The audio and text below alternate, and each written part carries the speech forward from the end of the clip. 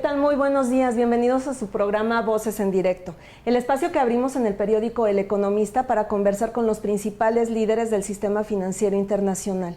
Y les estoy hablando en plural porque tuvimos la oportunidad, de participar en las reuniones anuales del Fondo Monetario Internacional y del Banco Mundial. Ana María Rosas, la editora de Valores y Dinero, y yo, que soy Yolanda Morales. Hola, Ana. Hola, buenos días, Yolanda, buenos días a todos los internautas. Y sí, efectivamente fue una reunión sumamente interesante, como lo decías. Así es, lo que sucede es que este programa es muy interesante, es muy emotivo para mí por dos situaciones. Una, por primera vez tenemos la oportunidad de conversar con el gobernador del Banco de México, Agustín Carstens, para el programa, lo cual es, bueno, una deferencia que a mí me tiene muy emocionada.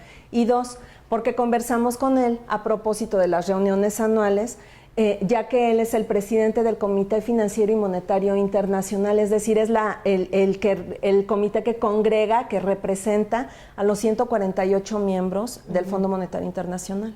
Sí, efectivamente, y precisamente al presidir este comité, él nos habló de que era una situación sin precedentes, Yolanda, que desde el 2010 no se han autorizado este cambio en las cuotas de los que tienen que pagar los miembros del Fondo Monetario Internacional, pero no solo las cuotas, sino este poder de voto, esta voz que tiene cada uno de los países, ¿no? Entonces, bueno, esto está ahí en stand-by, principalmente porque el Congreso de Estados Unidos no ha autorizado este cambio, Yolanda. Así es. Y para ponerlos un poco en antecedente, antes de comenzar con esta entrevista, recordarles, cada 5 años se tiene que hacer una reforma de cuotas del Fondo Monetario Internacional, y las cuotas que paga cada uno de los países miembros representan la proporción de participación que tienen las economías en la producción mundial. Aquí el meollo del problema, lo que ha mantenido atorada esta reforma, es que Estados Unidos, que es el principal accionista del Fondo Monetario Internacional, no ha podido votar a favor de la reforma, y Estados Unidos es el que tiene el mayor poder de voto, que es el 17% de la reforma, y no ha podido votarla porque su Congreso no se lo autoriza. El Congreso mexicano autorizó al gobierno mexicano, a nuestro representante ante el fondo, que es la Secretaría de Hacienda, desde el 2012. Entonces, para que se den una idea de cómo está empantanado. Entonces, ahora resulta, por lo que nos explica el gobernador, ahora resulta que la reforma del 2010, ya pasaron 5 años, se tiene que revisar cada 5 años, entonces la reforma del 2010 tiene que ser base para la revisión siguiente. Y es una revisión que ha estado empantanada porque Estados Unidos no puede dar de sí. Así es. Pero bueno, sin más preámbulos, mejor escúchenlo ustedes de viva voz al gobernador del Banco de México.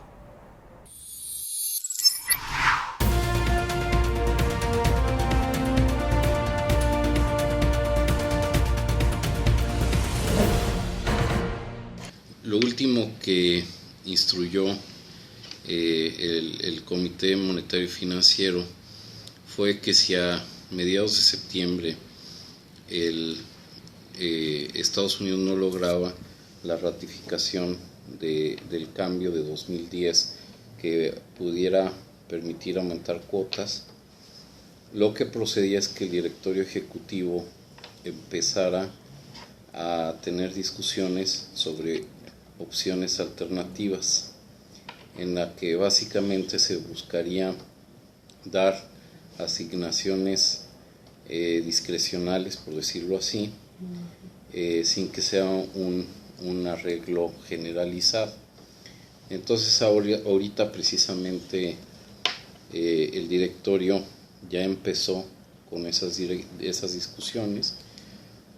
Por lo tanto, aquí en esta reunión aquí en Lima simplemente se va a reconocer eso. Seguramente toda la membresía va a volver a invitar a Estados Unidos que logre el apoyo de su Congreso para poder proceder con las reformas de 2010, y si no, pues hacia finales del año ya se tendría recomendaciones del directorio ejecutivo para ver qué otros caminos se pueden seguir.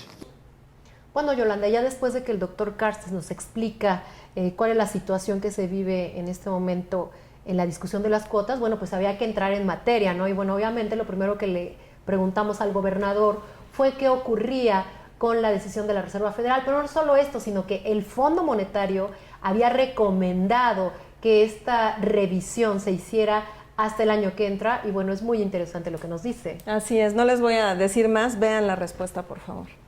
El Fondo Monetario puede expresar su opinión, pero pues la que cuenta es la de el Comité de Operaciones en Mercado Abierto de la Reserva Federal. Yo creo que estamos en una circunstancia donde pues es inminente. La Reserva Federal está esperando señales más contundentes de que la economía se está recuperando, de que el empleo está progresando bien y de que van a tener una situación de inflación de más del 2%. Ahora, esas condiciones no se han cumplido y lo que ha venido pasando es que se ha venido postergando la decisión precisamente por esos factores. Entonces, bueno, pues la verdad es que es difícil hacer un pronóstico. Ahora, lo que a nosotros corresponde pues es que tenemos que seguir muy de cerca esta discusión y sobre todo pues tenemos que estar preparados para actuar en caso de que sea necesario si empezamos a ver efectos secundarios, efectos de segundo orden en la formación de precios en la economía y que sobre todo inducidos por ajustes en el tipo de cambio y que pongan en peligro el cumplimiento de nuestro mandato. Es decir, nosotros tenemos que verlo todo desde la óptica de cómo afectan estos fenómenos y otros la posibilidad de cumplir nuestro mandato. Ahorita, como bien saben, tenemos una inflación bastante por debajo de nuestro mandato. Lo que queremos es consolidar ese 3%. Entonces tenemos que analizar esa circunstancia en el contexto precisamente de lo que convenga para consolidar ese 3%. Bueno, Yolanda, pues ya nos dijo el gobernador del Banco de México, pues que el Fondo Monetario Internacional pues puede decir misa, pero bueno, será finalmente la Fed la que decida. Y bueno, después había que preguntarle otras cuestiones.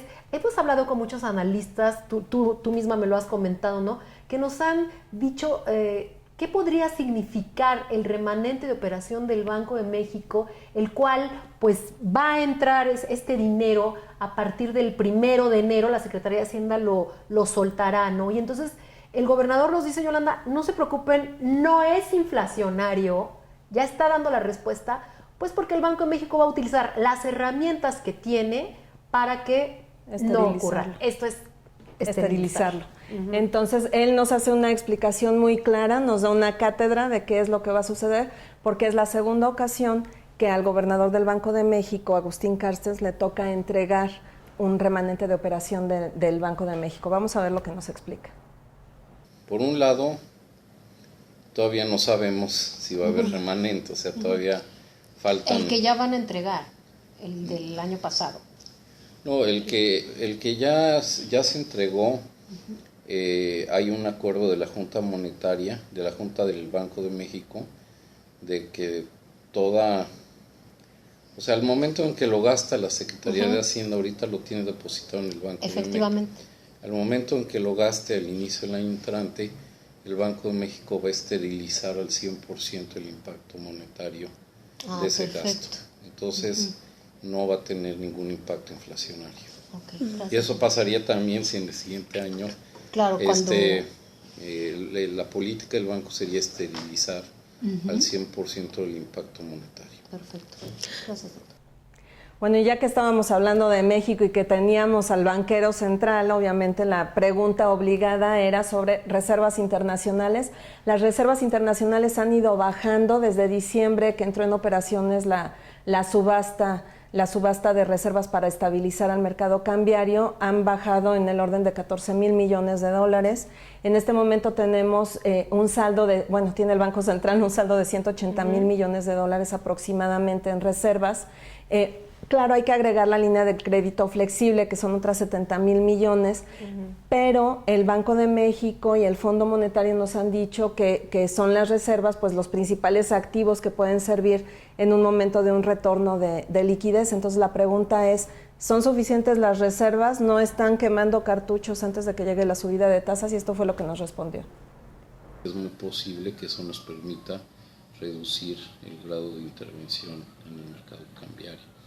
Entonces las vamos a usar de manera muy juiciosa, muy responsable, con un objetivo muy claro, que es ordenar el mercado cambiario, y vamos a estar complementando y en algún momento hasta sustituyendo esa política por otras, usando otros instrumentos como son las tasas de interés. Bueno, obviamente teníamos que preguntarle al gobernador del Banco de México sus opiniones sobre los diagnósticos que estaba dando el Fondo Monetario Internacional y las recomendaciones.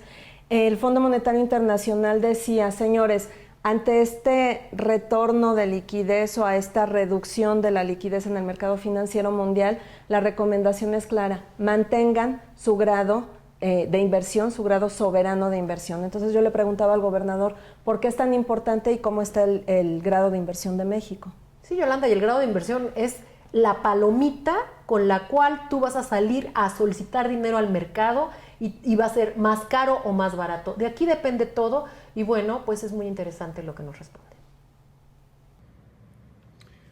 Bueno, el de México, yo pienso que es muy sólido. ¿Por qué? Porque las políticas subyacentes que le dan soporte a esa calificación que tenemos hoy en día son políticas sólidas. Realmente tenemos una inflación baja y estable, tenemos unas finanzas públicas donde se está estabilizando los requerimientos financieros del sector público, se han cuidado todas las vulnerabilidades, como por ejemplo las coberturas, como es la contratación de la línea de crédito flexible. Se ha buscado en el manejo de la deuda pública aprovechar las condiciones de los mercados financieros internacionales de tasas bajas, incluso para prolongar los plazos de vencimiento. Entonces no tenemos aglomeración de vencimientos. Entonces no se ve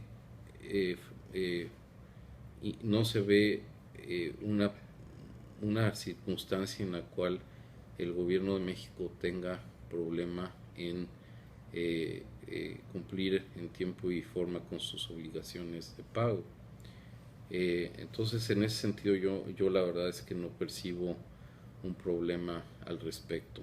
Por otro lado, incluso pues si seguimos con una buena implementación de las reformas estructurales y eso se empieza a manifestar en un mayor crecimiento económico, yo pienso que eso podría iniciar la reflexión en algunas compañías calificadoras para aumentarle el grado de la calificación crediticia a México, ¿no? ¿Por qué es importante mantener el grado de inversión? Bueno, porque eso lo que hace es que permite o hace mucho más estable la base de inversionistas que están dispuestos y deseosos de comprar la emisión de títulos de deuda que haga nuestro país. Entonces le da mucho más estabilidad al financiamiento del gobierno y eso a la postre también tiene repercusiones sobre el financiamiento del sector privado. Bueno, y pues la última pregunta que le hicimos al gobernador del Banco de México en esta entrevista que nos concedió el miércoles 8 de octubre fue cómo estaba México en cuanto a las salidas de capital. ¿Por qué? porque el propio gobernador nos ha dicho, lo que ha habido en México, a diferencia de otras economías emergentes, es ajuste de portafolio. Se han ido los de corto plazo y se han modificado nada más las posiciones, pero no ha habido salidas. Esto, también quiero decirles, fue validado por el Fondo Monetario Internacional. Entonces, pues yo lo que le preguntaba al gobernador es, ¿cómo estamos en este momento que se está cerrando, digamos, el plazo en el que suben las tasas en el que subirán las tasas de interés de Estados Unidos y en el que la situación financiera se ha enrarecido por cuestiones de China? Entonces, esto es lo que nos responde. Bueno, hasta ahorita no han sido unos ajustes considerables, más que nada ha cambiado la composición de las tenencias de inversionistas extranjeros. Todavía tenemos tenemos un grupo bastante cuantioso de inversionistas con un horizonte mediano y largo plazo que confían en las políticas de México, y ellos son los que han venido incrementando su posición en México. Por otro lado, hay inversionistas con una visión de más corto plazo, donde la volatilidad cambiaria pues les ha afectado y ellos han salido de los mercados de México. Pues como ven, por demás interesante lo que nos dice el banquero central, además que es muy claro, como bien les comentaba Ana María al principio de la conversación. Para mí se ha convertido esta entrevista, que afortunadamente me han dado periódicamente, en una clase semestral de política monetaria con un catedrático de primerísimo nivel. Por eso es que decidimos en Voces en Directo hacer una transmisión especial en lo que llamamos Ecos de Lima, para darle un espacio a esta explicación, a estos datos, a esta información que nos está dando el gobernador del Banco de México. Así es, Yolanda. Bueno, ustedes pudieron ver que sus respuestas son realmente claras, ¿no? Que es lo que se le pide a un banquero central, ¿no? Quisiera hacer énfasis, Yolanda, en el escenario que no hablamos. Estamos en el piso 25 del Banco de la Nación. Del Banco de la Nación de Lima, que es donde estaba el búnker. Estaban ahí todos los banqueros centrales, Yolanda, de estos 148 países, perdón. Entonces fue muy interesante. Muchas gracias, Yolanda, por esta experiencia, por estos 7 días. Regresar en lo particular para mí es muy importante, regresar a las reuniones. Yo he cubierto reuniones desde 1999, me parece, y es una gran experiencia, amigos. Muchas gracias. Gracias, Yolanda. No, la agradecida soy yo en todo momento, y sí fue muy emocionante y fue muy emotivo, porque también son las primeras reuniones que se vuelven a realizar aquí en América Latina después de 48 años. Solamente cada 3 años el Fondo Monetario Internacional y Banco Mundial salen de Washington, que es su sede principal, para hacer las reuniones anuales en alguno de sus miembros.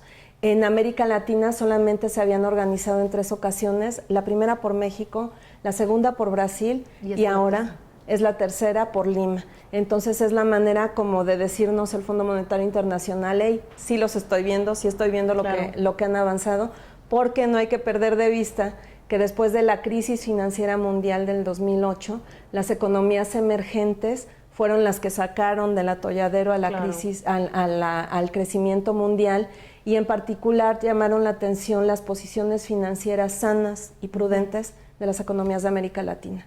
Entonces, todo eso es el espaldarazo que dio el Fondo Monetario Internacional y Banco Mundial al decidir hacer las reuniones aquí, en el continente. Pues sí, así es. Y bueno, ¿en qué mejor escenario que Lima, no? Sí, hermosa Lima. Muchas gracias por haber estado con nosotros, por habernos acompañado en esta transmisión especial de Voces en Directo en Los Ecos desde Lima. Y gracias también a Ana María por haberme acompañado en la conducción de estos 2 programas especiales. Muchas gracias, Yolanda. Como les decía, para mí es un honor haber estado aquí y regresar a los pasillos de las reuniones del Fondo Monetario Internacional. Hasta luego, nos vemos en la siguiente emisión.